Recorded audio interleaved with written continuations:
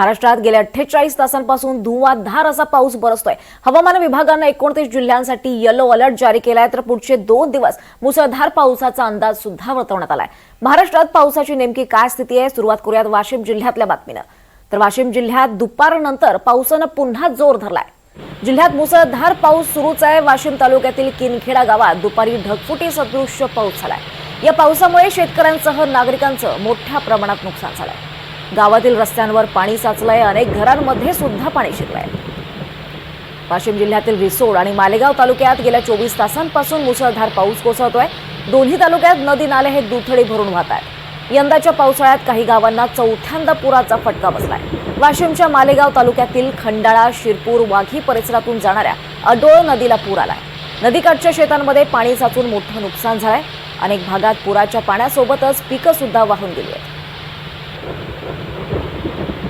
वाशिम तालुक्यातील अनसिंग ग्रामपंचायतीच्या निष्काळजीपणामुळे गावातील नाल्यांचं दूषित पाणी हे थेट ग्रामीण रुग्णालयात शिरलेलं आहे। नाल्याचं पाणी बाहेर काढताना कर्मचाऱ्यांची चांगलीच दमछाक झाली आहे। सोबतच घाण पाण्यामुळे रुग्णांचे सुद्धा हाल होत आहेत। नाल्याचं पाणी रुग्णालयात शिरण्याची ही पहिली वेळ नाही। गेल्या वर्षी सुद्धा गावात अशीच स्थिती होती। ग्रामपंचायतीच्या हलगर्जीपणाचा नागरिकांच्या जीवाशी खेळ करणारा हा ठरतोय। वाशिमच्या रिसोड व तालुक्यातील वाडी रायताळ इथं नाल्याच्या पुरात एक व्यक्ती वाहून गेल्याची दुर्दैवी घटना घडली आहे। 69 वर्षीय पिराजी गवळी हे शेतात गेले होते, मात्र ते घरी परतलेच नाही। संध्याकाळी त्यांचा मृतदेह नाल्यात आढळला। या घटनेमुळे परिसरात हळहळ व्यक्त केली जाते आहे। तर वाशिम जिल्ह्यात सुरू असलेल्या मुसळधार पावसामुळे अनेक ठिकाणी जनजीवन हे विस्कळीत झालंय। सोनखास गावाजवळच्या तामसी सोनखास रस्त्यावर असलेला पूल हा पाण्याखाली गेलाय। त्याचबरोबर पुलालगतच्या शेतांचं मोठं नुकसान झालंय। दरम्यान पुलावरून पाणी वाहत असल्यानं सोनखास, तामसी, वाकत आणि शिरपूर या गावांना जोडणारा मार्ग बंद झालाय। त्यामुळे नागरिकांना ये-जा करण्यासाठी मोठ्या अडचणी निर्माण झाल्या। तर नांदेड जिल्ह्यातील किनवट तालुक्यात सुद्धा मुसळधार पाऊस झालाय। तालुक्यात नदी नाल्यांना पूर आलाय। बोधडी ते सिंदगी रस्त्यावर शाळेची रिकामी बस ही पुराच्या पाण्यात अडकली होती। पाण्याचा जोर वाढल्यानं काही अंतरापर्यंत ही स्कूल बस वाहून गेली। नंतर झाडं आडवी आल्यामुळे ती बस तिथेच अडकली आणि यावेळी बसमध्ये चालकाशिवाय कोणीच नव्हतं। दरम्यान बस चालक बेपत्ता असून त्याचा शोध सध्या सुरू आहे। कोठारी नदीला सुद्धा पूर आलाय। पुराचं पाणी शेतात शिरल्यामुळे पिकांचं मोठं नुकसान झालंय। तर तिकडे नांदेड जिल्ह्यात मुसळधार पावसानं 2 जणांचा बळी घेतलाय। कंधार तालुक्यातल्या कोट बाजार इथे अंगावर भिंत कोसळून वृद्ध दाम्पत्याचा मृत्यू झालाय।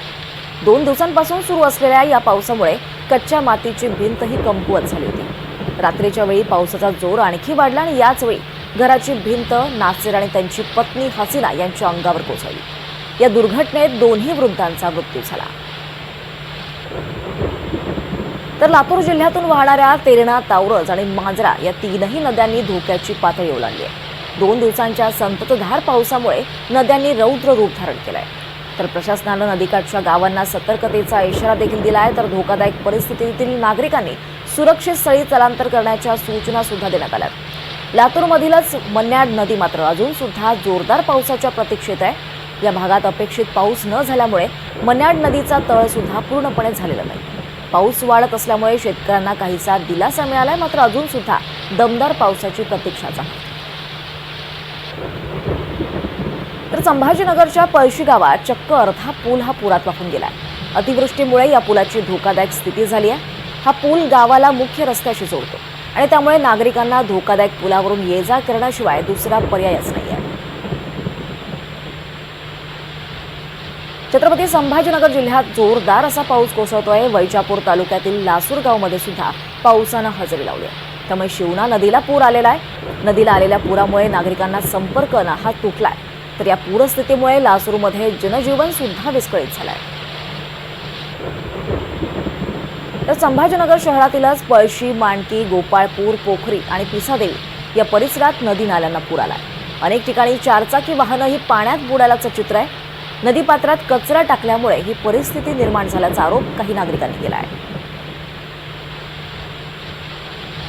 संभाजीनगरात शिवना टाकळी धरणातून 1720 क्युसेक पाण्याचा विसर्ग करण्यात आलाय। धरणाचं पाणी नदीत सोडल्यामुळे नदीची पातळी वाढली आहे। नदीलगतच्या गावांना त्यामुळे सतर्कतेचा इशारा देण्यात आलाय। तर अनेक गावांचा संपर्क सुद्धा तुटलाय। नागरिकांनी त्यामुळे काळजी घेण्याचं आवाहन प्रशासनानं केलं आहे. तर संभाजीनगरच्याच वैजापूर तालुक्यातल्या लोणी परिसरात मुसळधार असा पाऊस कोसळतोय. पाण्याची पातळी वाढल्यामुळे शेतात गेलेल्या शेतकऱ्यांना पुलावरून दोर लावून नदी पार करावी लागते. नदीला पूर आल्यामुळे जिल्हा परिषदेच्या आवारात सुद्धा पाणी घुसलंय. ढगफुटी सदृश्य पावसामुळे चारचाकी वाहनही पाण्याखाली आहेत. तालुक्यातल्या पळशी, मांडकी, गोपाळपूर, पोखरी आणि पिसादेवी या परिसरात सुद्धा अतिवृष्टीचा असा तडाखा बसला आहे. तर बीडमध्ये पुराच्या पाण्यातून पूल पार करणं एका शेतकऱ्याला चांगलंच पूल आहे. राजाभाऊ टिंगरे असं या शेतकऱ्याचं नाव आहे. बीड तालुक्यातल्या पोत्रा गावचे ते रहिवासी आहेत. पुलावरून पाणी वाहत असताना तो ओलांडण्याचा प्रयत्न या शेतकऱ्यानं केला. मात्र जोरदार प्रवाहाबरोबर हा शेतकरी वाहून गेला होता. हा सर्व प्रकार नदीकाठी थांबलेल्या ग्रामस्थांनी पाहिला आणि त्यामुळे त्यांचा शोध मोहीम त्यांनी सुरू केली. 4 तासांच्या प्रयत्नानंतर जवळच असलेल्या शेतामधल्या गाळात हा शेतकरी अडकला होता. यानंतर त्यांच्यावर उपचार करण्यात आले. तर बीडमध्येच पाण्याच्या प्रवाहात स्टंटबाजी करणारा तरुण हा थोडक्यात बचावलाय. बीड जवळच्या बिंदुसरा प्रकल्पाजवळच्या स्टंटबाजी करणारा तरुण हा पाण्याच्या प्रवाहात वाहून गेलाय. सुदैवानं तो एका दगडाला अडकल्यामुळे तरुणाचा जीव वाचला. इतर तरुणांनी त्याला प्रवाहातून बाहेर काढलं. जोरदार पावसामुळे बीडचा बिंदुसरा प्रकल्प हा ओसंडून वाहतोय आणि याच ठिकाणी काही उत्साहित तरुण हे स्टंटबाजी करतात आणि अशाच तरुणांपैकी एक जण हा थोडक्यात बचावलाय. तर बीडच्याच पाटोदा तालुक्यातील प्रसिद्ध सौताडा धबधबा हा पूर्ण क्षमतेनं प्रवाहित झालाय. 68 मीटर उंचीवरून कोसळणाऱ्या धबधब्याचं दृश्य हे फारच विलोभनीय आहे. धबधबा पाहण्यासाठी नागरिकांची मोठी गर्दी होते. निसर्गरम्य वातावरण, पाण्याचा गडगडाट आणि हिरवाईनं नटलेला परिसर पाहण्यासाठी स्थानिकांसह जिल्ह्याबाहेरून सुद्धा पर्यटक मोठ्या संख्येने इथे धाव घेताना दिसत आहेत. तिकडे धाराशिव जिल्ह्यात मुसळधार पावसानं मांजरा नदीला पूर आलाय. मोठ्या प्रमाणात झालेला पाऊस आणि नद्यांना आलेला पूर यामुळे शेती पिकांचं मोठ्या प्रमाणात नुकसान झालंय. जिल्ह्यातील प्रमुख पीक असलेलं सोयाबीन पिकाला याचा मोठा फटका बसलाय. मांजरा नदीला आलेल्या पुरात कळंब तालुक्यातील खोंदला इथला एक शेतकरी वाहून गेलाय. या शेतकऱ्याचा अजून सुद्धा शोध लागलेला नाही. एनडीआरएफ टीम मार्फत रेस्क्यू ऑपरेशन सध्या सुरू आहे. तर हिंगोली आणि यवतमाळ जिल्ह्याच्या सीमेवर असलेल्या इसापूर धरणाच्या पाणलोट क्षेत्रात जोरदार असा पाऊस सुरू आहे. इसापूर धरणाच्या वरच्या बाजूला असलेल्या जयपूर बंधाऱ्याच्या पाणी पातळीत वाढ झाली आहे. इसापूर धरणाचे 3 दरवाजे खुले करून 5000 क्युसेक पाण्याचा विसर्ग करण्यात आला आहे. त्यामुळे नदीकाठच्या गावातील नागरिकांनी नदीपात्रात उतरू नये आवाहन करण्यात आलं आहे. तर रायगड जिल्ह्यात सुद्धा गेल्या काही तासांपासून पावसाचा जोर हा वाढलाय. अनेक तालुक्यात मुसळधार पावसामुळे परिस्थिती गंभीर झाली आहे. हवामान खात्यानं रायगड जिल्ह्यासाठी ऑरेंज अलर्ट जारी केलाय. तर पावसामुळे नद्यांची पाणी पातळी ही झपाट्यानं वाढते. जोरदार पावसामुळे काही भागात वीज पुरवठा सुद्धा खंडित झालाय. तर स्थानिक प्रशासन आणि आपत्ती व्यवस्थापन पथकं ही सतर्क झाली आहेत. नदीकाठच्या नागरिकांना सुरक्षित स्थळी हलवण्याच्या सूचना सध्या दिल्या जात आहेत. दरम्यान जोरदार पावसाचा अंदाज लक्षात घेता जिल्हा प्रशासनाकडून सतत परिस्थितीवर लक्ष ठेवलं जात आहे. तर तिकडे मुसळधार पावसाने रत्नागिरी जिल्ह्याला सुद्धा झोडपलाय. रत्नागिरी जिल्ह्यासाठी आज ऑरेंज अलर्ट जारी करण्यात आला होता. गेल्या 24 तासात सरासरी 104 मिलीमीटर पावसाची नोंद झाली आहे. चिपळूण तालुक्यात सर्वाधिक 181 मिलीमीटर इतके पावसाची नोंद आहे. तर मंडणगडमध्ये 142 मिलीमीटर इतका पाऊस झालाय. जगबुडी आणि गोदावरी नद्यांनी इशारा पातळी ओलांडली आहे. माखजन बाजारपेठेत 3 फुटांपर्यंत पाणी साचलंय. चिपळूणच्या सखल भागात सुद्धा रात्री पाणी शिरलं होतं. तर तिकडे कोल्हापुरात राधानगरी धरणाचे 2ही दरवाजे उघडलेत. धरणाच्या 2ही दरवाजांमधून मोठ्या प्रमाणात पाण्याचा विसर्ग हा सुरू आहे. गेल्या 48 तासांपासून कोल्हापुरात मुसळधार असा पाऊस बरसतोय. राधानगरी धरण क्षेत्रात सुद्धा चांगला पाऊस झालाय. त्यामुळे पाणी पातळीही वाढली आहे.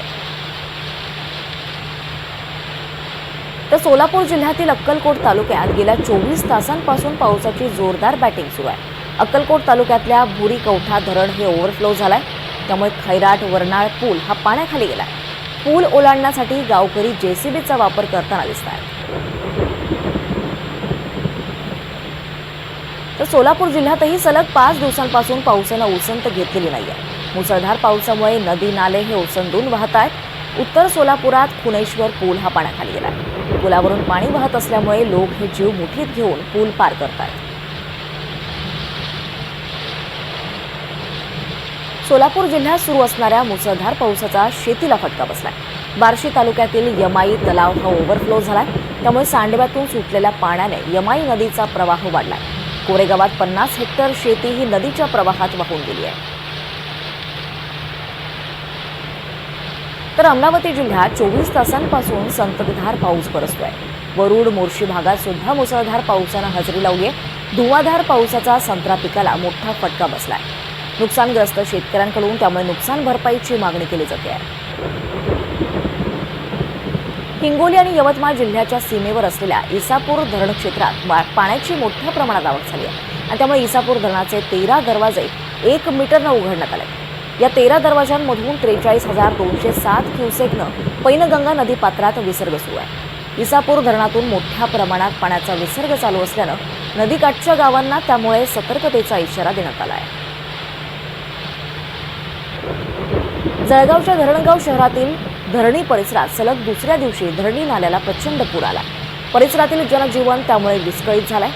मध्यरात्रीपासून सुरू असलेल्या मुसळधार पावसामुळे नाल्याला नदी सदृश्य स्वरूप प्राप्त झालंय. नाल्याला कठडे नसल्यानं पुराचं पाणी मोठ्या वेगानं दुकानं आणि घरांमध्ये शिरलंय. परिणामी धरणी परिसर आणि जैन गल्ली ही पूर्णपणे जलमय झाली. अनेकांच्या घरात त्याचबरोबर दुकानांमध्ये पाणी घुसल्यानं नागरिक आणि व्यापाऱ्यांचं मोठं आर्थिक नुकसान झालंय. तर बीड आणि धाराशिवच्या सीमेवर असलेल्या मांजरा नदीला पूर आलाय. त्यामुळे मांजरा नदी परिसरात पुराचं पाणी शिरलंय. तर शेकडो एकर शेती ही पाण्याखाली गेली आहे. या परिसराची खासदार बजरंग सोनवणे, खासदार ओमराजे निंबाळकर आणि आमदार कैलास पाटील यांनी पाहणी केली आहे. मागील 3 दिवसांपासून सुरू असलेल्या पावसामुळे धाराशिव जिल्ह्यातील शेती पिकांचं मोठ्या प्रमाणात नुकसान झालंय. बार्शी तालुक्यातील घोडके गावात शेतामध्ये गुडघ्यापर्यंत पाणी, त्यामुळे पिकांना मोठा फटका बसलाय. कृषी मंत्री दत्ता भरणे यांनी या गावात येऊन पाहणी केली. आता लवकरात लवकर ठोस मदत मिळावी अशीच अपेक्षा या शेतकऱ्यांनी व्यक्त केली आहे.